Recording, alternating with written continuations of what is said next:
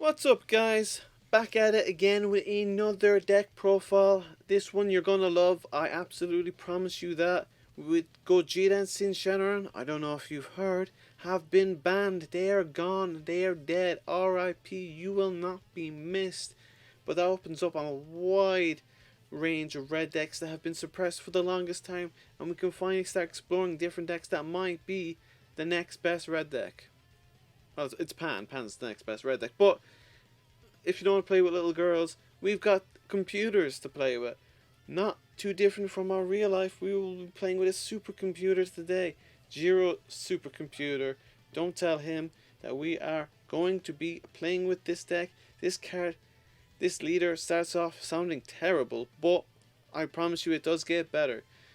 On the front side, this can attack, but it's not that relevant because by turn 2 you will be able to attack because almost all the time, unless you're getting absolutely bricked and nothing's going your way, you will be able to awaken turn 2 every time. So, when you switch this guy to rest mode, you look at the top and you add a red Android card among them to your hand of the top 5, and then shuffle your deck standard. That's really strong because instead of just drawing one, you get to pick up 5 cards while you want, obviously, very good. But what is secret, or what's really good that you don't even think of, is the fact that on its awaken turn, you can add 2 cards to your hand through this leader because you get to switch him to rest mode, look at the top 5, then awaken, and when he awakens, instead of drawing a card, he switches himself back to active mode, and you untap an energy. So you've already switched him back to active mode, and then when he's on active mode, he can attack, and then you get to draw. So that's how it balances out. Most leaders, obviously, when you awaken, they draw a card, but he gets to untap an energy and essentially draw, because most leaders don't get to, uh, switch themselves to rest mode and get the search. Usually you have to attack and then get your search that way. So he's pretty balanced in that regard, and he's pretty strong because not only can you choose to draw a card, you could play the Android 14 or 15 from your hand if required, but you can place one Android card from your Z energy in its owner's drop area when you play a red Android card, and up to one red Android card from your drop area to your Z energy. So that's super crucial when setting up your Z leader. You kind of have 2 card pools to go between if you need an Android 14 or 15 in your Z energy to be able to do this guy's effect. You can set up before you Z awaken with this guy. But also alternatively, if you're going into the boss monster, you can use this guy to get your 14 and 15s that might be in your Z energy. You can get them dumped into your drop area and use them for setting up your boss monster, and we'll talk about that a bit later. But that is super underrated. It's very strong, and might be what bailed you out of jail in this card, because the one drawback as well is that it is a bit convoluted. You will need cards in certain areas at certain points, but it's not too hard to set up. It's pretty balanced, and it's pretty damn strong if you actually get through with your plays. But I think it's super consistent. It's a very strong deck. Let's jump straight into it. But also, the awaken condition of just having to have a 14 or 15 in your drop area to awaken or on field is super strong. So we are jumping into it. We have Android13, who's probably the best card in the deck, uninvited guest, Android 15 Mechanical Assailant, and Android 14 Mechanical Assailant. This card is probably the best card in the deck, aside from maybe the Unison, but he's so strong. Now, you throw him out when you play him for a 1-drop. You look at top 5 cards from the top of your deck, and you add up to 1 Android card, an energy cost of 3 or less to your hand. So you can add these guys, or you can add the uninvited guests to your hand, and that's really strong. But what's also really good about this guy is on turn 3, which we're moving to a slower meta now, according to all the experts. The good thing is, when you get to turn 3, or your opponent gets to turn 3, and they put on the third energy, you can tap 1 and then bring out your boss monster if you have a 14 and 15 in your drop area. So, just for a 1-drop, you can turn him into your boss monster, super low cost, and the boss monsters are super strong in this deck. It's fantastic. And especially with Dirty Burst gone, this deck becomes so much stronger against blue. Mechanical Assailant 14 and 15, they're both the same card. When you play them, you get to add the other one from hand. So if you play him, you get to add that to hand, and vice versa. additionally, if you have your Z leader out, they draw you a card. So in some ways, it's a really good deck. And these are the most important cards to get you started. You will need these cards in your hand. And then I am playing slightly differently than most profiles. I'm playing 7 of the 3 drops. I'm playing 3 of the Android 15 Unvite Guest, 3 of the 14 Unvite Guest, and just 1 of the 14 and 15 Invaders, the promo card. Now, this might change, but I've noticed when playing this game, this guy requires a lot of setup. He's very awkward to play, so I don't really like having him in my deck because the amount of times he comes up isn't very often, and also he doesn't draw you a card either. Now, 15 and 14 that can be played almost all the time because the way the deck plays is you'll almost always have a 14 and or 15 in your drop area, and it's pretty easy to set up anyway with the leader's effect to be able to move a 14 or 15 into your Z energy to be able to get his effect off. As well, you need a 14. You need a 14 in your Z energy to be able to play him, and you need 15 in your Z energy to play him. He's not great because you need a 13 in your Z energy, and we don't play as many 13s in the deck. Also, a lot of times we don't really want them to Z energy. A lot of their power comes from the drop, so it's not often that he will come off. So I just find a lot of the time, he's kind of just a brick in the hand, and I kind of just combo him away. Now, of course, the plus is that he counts as a 14 and a 15, so a lot of times you do kind of just combo him away, but I never really find myself without a 13 or 14 or 14 and 15 in the drop pair of struggling to get them into the drop. So I come down to 1. He's still a dual attacker, and he still can come up, but I don't want him to coming up that often, and he does kind of get in the way. These 2 are very strong in the fact that they are all activate main battles, by the way. So the strong thing about this guy is he's a blocker. So if your opponent is attacking with a card and you know he's going to bring out the double striker, you can bring this dude out and block the double strike, or against Shlonku, bring this dude out and stopping a crit from going through. You can't underrate how strong that is. And also, all of them minus 20k if they're allowed to be played. Next is a negate. This is only relevant if I'm playing 2 of these, and this is only relevant if you're have the Z leader out. We're going into slower meta, so you're going to be seeing the Z leader a whole lot more. So I play him, and he's pretty strong in the fact that you negate, play him, and he's 15k critical. So you got your own crit there. Now here's the spice to the deck. I never said it was a mono red deck, and what we've got here is 14 Stoic Fist. If your leader card is an Android 13 card, and you choose this card in your hand and a 15 card in your hand and place them in your drop area, choose 2 cards in your life, add them to your hand, draw 1 card, then your opponent chooses 1 card from their hand and place it in the drop area. So he's super useful, super versatile, in the fact that if your leader is an Android 15 card, Android 13 card, you're able to make your opponent discard a card. Also, if your opponent's not attacking you and trying to stop you from being able to Z awaken, then you can put this guy in the drop and force your opponent to discard. It sets up the boss monster because you now have a 14 and 15 in your drop area, and you get to draw a card. So he does do a lot for the deck, but he is a bit situational, and sometimes the adding cards from life to hand isn't necessary, but in those niche situations he's pretty good. But if all else fails, he's a 14 you can combo away with and just get him into the drop area, and then you are set up for your boss monster. Same with this guy. Once you've awakened, you can just discard this guy and draw a card. He's a bit of an upstart goblin, but with additional effects and the fact that, again, he can count as a 14 or 15. So again, it sets you up for your future plays. Then you've got a deck, super spicy, double striker, 30k. Can't really deny how powerful that is, but he blows up a card that's in rest mode, and your opponent chooses 2 cards in their hand and places them in a drop, which could just outright win you the game if your opponent doesn't have a lot of cards left in hand. He's pretty strong as well. Like if you're in a situation when your opponent's pretty much relying on, what cards are in his life to bail him out of a situation. If you play this guy right out, you just wipe your opponent's hand right out in that niche situation. I'll play him just for that. And Rip will be a lot better this format as well, with Gogeta being gone. There's no deck that draws nearly as much as he does, as consistently as he does. Next we're playing Android13, 2 villainous threats, and here's the boss monster of the deck. I'm showing these two off together because this dude is going to come out with your Android13 uninvited guest most of the time. Now you can tap 2 and play him, but you won't have the sort of a triple strike glitch with him. Bear with me.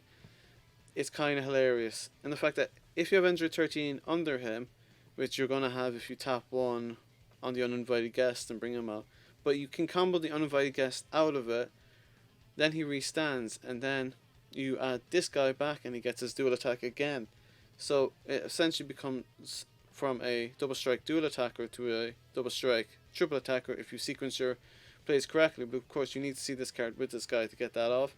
But a 25k triple strike, or not triple strike, double strike triple attack, you know, that's for a lot of decks that's game winning. That's so strong. He's unaffected by red Saiyans with 20k power or less, so at the time he's not affected by the go on counterplay. So that's also an additional strength of the deck. Just in some niche situations, he's got a lot of good things for niche situations. He's a very versatile deck. And then we are going to look at the super combos, and I'm going to talk about these. He is great in the fact that you can search him out with a lot of the effects. A lot of the effects just allow you to add a look at top 5 and add a red Android to hand, and guess who's a red Android? Android 20. So it's pretty good. You can search out your super combo pretty consistently in this deck. I play the Raditz because he's the best red super combo, but I'm tempted to play a 2-2 split or a 3-1 in favor of Android 20 because my luck is garbage. I've played so many games and not seen these guys at all. All that gets stuck at the bottom of the deck, just never want to get to my hand. But this dude, you know, you can search to your hand, and it's another Android. So I am tempted to swap it around, but if your luck is good, if you're consistently, everything's going your way, you know, 3-1 is the best way for a normal person with normal luck. But for me, maybe I might swap it to either a 2-2 split or a 3-1 split. But Trunks Dulge of Power, a lot of you people might not know, but you combo off with him, and the card you're comboing with that you choose gets plus 5,000 power for the duration of a turn. So if you're using the boss monster that has 25k power, and you're in a position that can gain triple attack, your first swing is going to be 35k, and then the next 2 swings are going to be 30k. That is really, really hard to deal with. Your opponent's going to be pretty much out of resources trying to combo out of it if he can't, you know, obviously negate those attacks. And then testing the opposition, everybody knows what this card does. You know, negate and play a token blocker, usually gets coolered. But next we are showing off the Unison package. And that is the Unisons for you. So he is super strong because not only when he plays, you look at the top 3 and add a card from deck to hand. It's very, very strong. But you +2, which, you know, how is this a plus? You get to play up to 1 red battle card when energy costs of 1 from your hand in rest mode.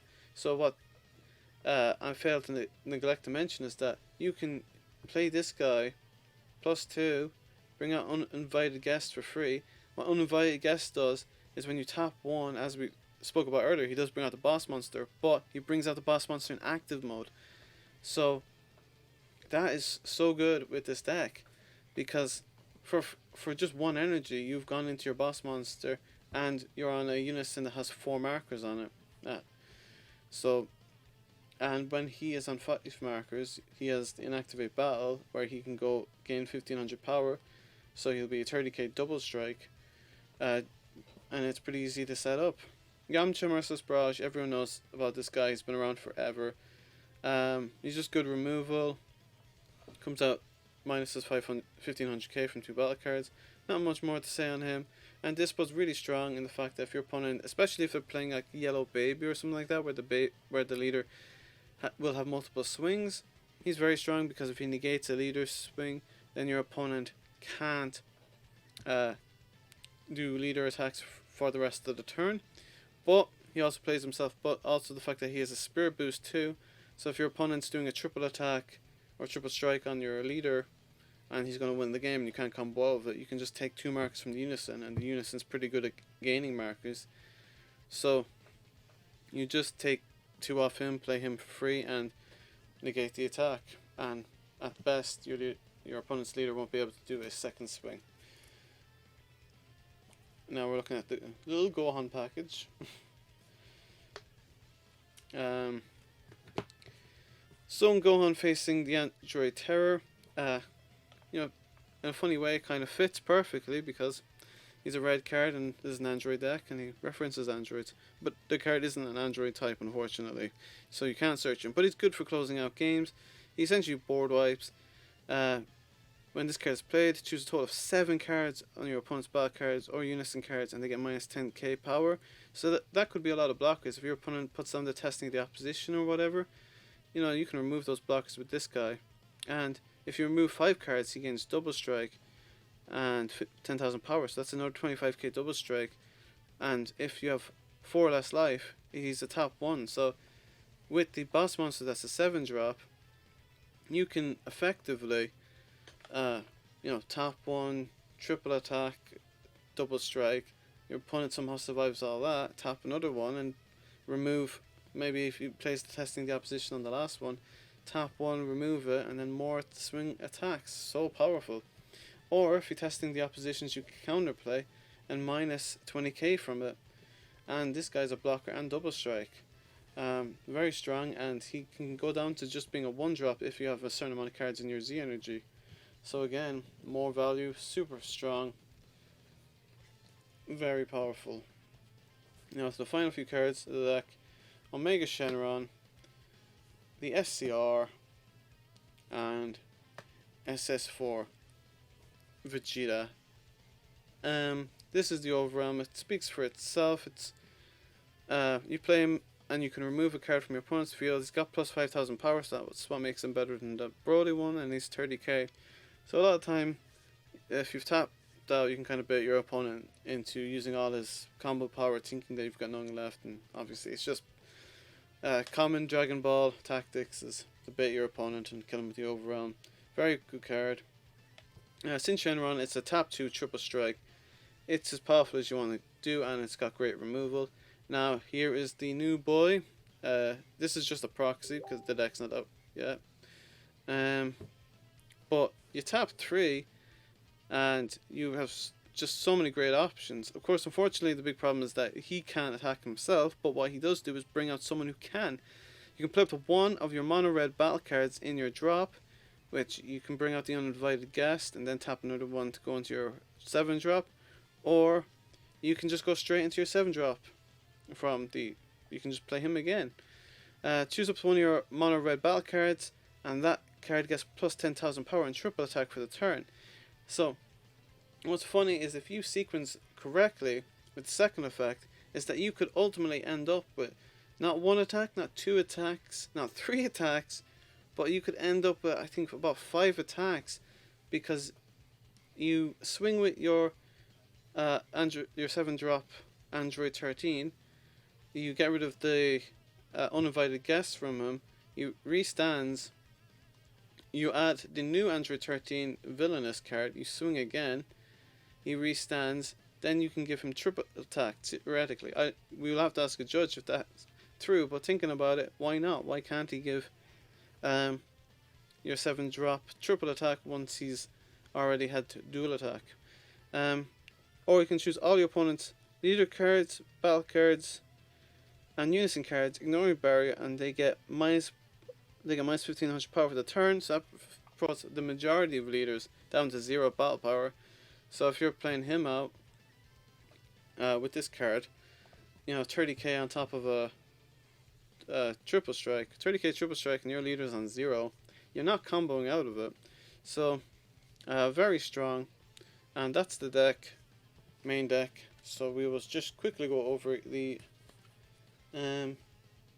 Z deck. Nothing fancy or special with this. Starting off with the Z leader, He's pretty good in the fact that you can place 113, 114, and 115 card in your Z energy from your Z energy to the draw a card, and he gains plus 5,000 power for the turn, and double strike, which is really good for defensively if your opponent's putting a lot of shots on you and he has a lot of 15k. Suddenly he has to combo a card out just to do damage to you.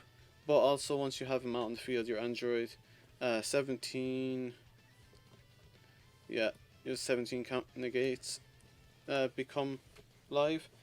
Son Goku, Defender of Life, we play him just for the burn. There's some people will be able to negate forever, so just getting that extra burning could be useful.